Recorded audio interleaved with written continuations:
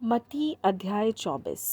जब यीशु मंदिर से निकलकर जा रहा था तो उसके चेले उसको मंदिर की रचना दिखाने के लिए उसके पास आए। उसने उनसे कहा, क्या तुम यह सब नहीं देखते?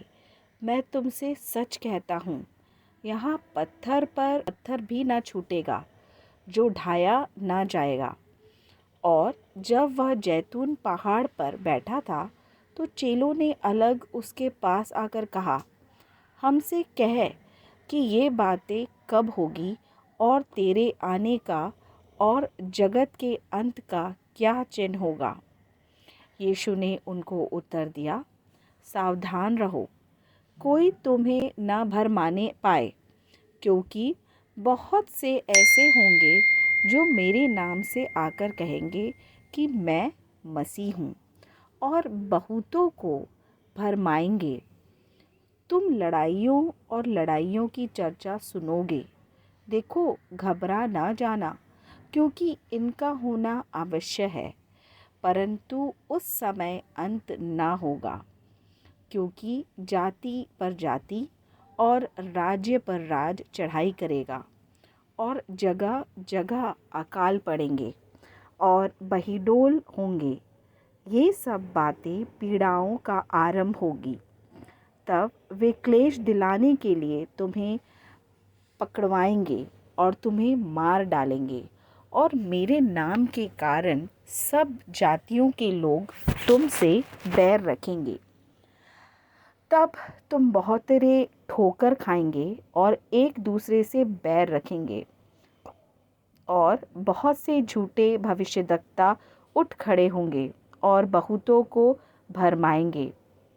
और अधर्म के बढ़ने से बहुतों का प्रेम ठंडा हो जाएगा, परंतु जो अंत तक धीरज धरे रहेगा उसी का उद्धार होगा।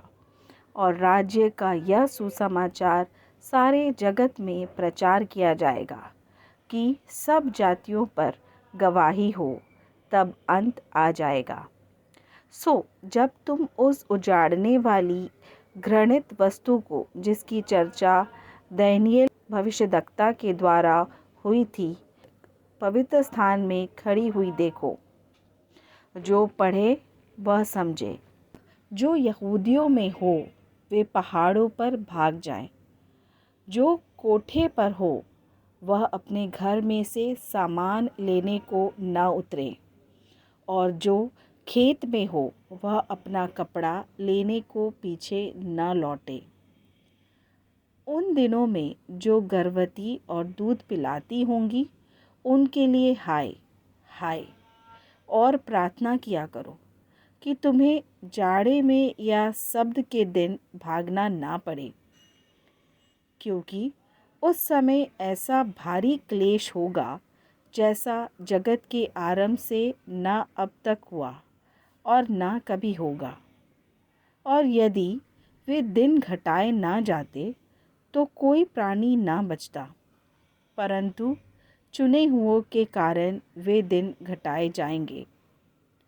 उस समय यदि कोई तुमसे कहे कि देखो, मसीह यहाँ है या वहाँ है, तो प्रतीति ना करना, क्योंकि झूठे मसीह और झूठे भविष्यद्वक्ता उठ खड़े होंगे और बड़े चिन्ह और अद्भुत काम दिखाएंगे कि यदि हो सके तो चुने हुओं को भी भरमा दे।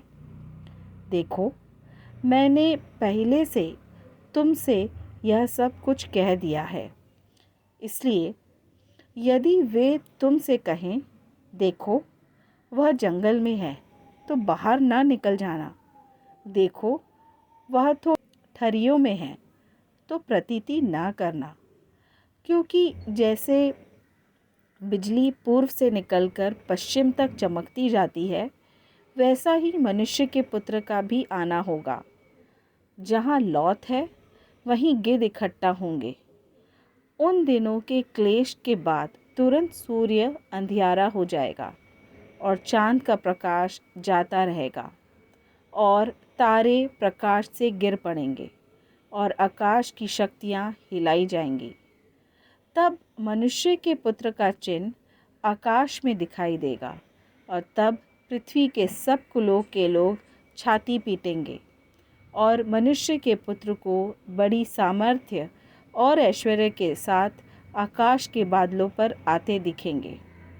और वह तुरही के बड़े शब्द के साथ अपने दूतों को भेजेगा और वे आकाश के इस छोर से उस छोर तक चारों दिशा में से उसके चुने हुए को इकट्ठे करेंगे। अंजीर के पेड़ से यह दृष्टांत सीखो, जब उसकी डाली को मल हो जाती और पत्ते निकलने लगते हैं तो तुम जान लेते हो कि ग्रीष्म काल निकट है। इसी रीति से जब तुम इन सब बातों को देखो तो जान लो कि वह निकट है, वरन द्वार पर ही है। मैं तुमसे सच कहता हूँ कि जब तक ये सब बातें पूरी न हो लें तब तक यहाँ पीढ़ी जाति न रहेगी। आकाश और पृथ्वी टल जाएंगे परंतु मेरी बातें कभी न टलेंगी। उस दिन और उस घड़ी के विषय में कोई नहीं जानता, न स्वर्ग के दूत और न पुत्र, परंतु केवल पिता। जैसे नूह के दिन थे वैसा ही मनुष्य के पुत्र का आना भी होगा। क्योंकि जैसे जय प्रलय से पहले के दिनों में जिस दिन तक कि नूह की जहाज़ पर ना चढ़ा उस दिन तक लोग खाते पीते थे और उनमें ब्याह शादी होती थी, और जब तक जल प्रलय आकर उन सब को बहा ना ले गया तब तक उनको कुछ भी मालूम ना पड़ा, वैसे ही मनुष्य के पुत्र का आना भी होगा। उस समय को जन खेत में होंगे, एक ले लिया जाएगा और दूसरा छोड़ दिया जाएगा। दो स्त्रियां चक्की पीसती रहेंगी, एक ले ली जाएगी और दूसरी छोड़ दी जाएगी। इसलिए जागते रहो, क्योंकि तुम नहीं जानते कि तुम्हारा प्रभु किस दिन आएगा। परंतु यह जान लो कि यदि घर का स्वामी जानता होता कि चोर किस प्रहर आएगा तो जागता रहता और अपने घर में सेंध लगने न देता। इसलिए तुम भी तैयार रहो, क्योंकि जिस घड़ी के विषय में तुम सोचते भी नहीं हो उसी घड़ी मनुष्य का पुत्र आ जाएगा। सो वह विश्वास संयोग के और बुद्धिमान दास कौन है जिसे स्वामी ने अपने नौकर चाकरों का सरदार ठहराया कि समय पर उन्हें भोजन दे। धन्य है वह दास जिसे उसका स्वामी आकर ऐसा ही करते पाए। मैं तुमसे सच कहता हूँ, वह उसे अपनी सारी संपत्ति पर सरदार ठहराएगा। परंतु यदि वह दुष्ट दास सोचने लगे कि मेरे स्वामी के आने में देर है और अपने साथी दासों को पीटने लगे और पियक्कड़ों के साथ खाए पिए, तो उस दास का स्वामी ऐसे दिन आएगा जब वह उसकी बाट न जोता हो और ऐसी घड़ी की वह न जानता हो, और उसे भारी ताड़ना देकर उसका भाग कपटियों के साथ ठहराएगा। वहाँ रोना और दाँत पीसना होगा।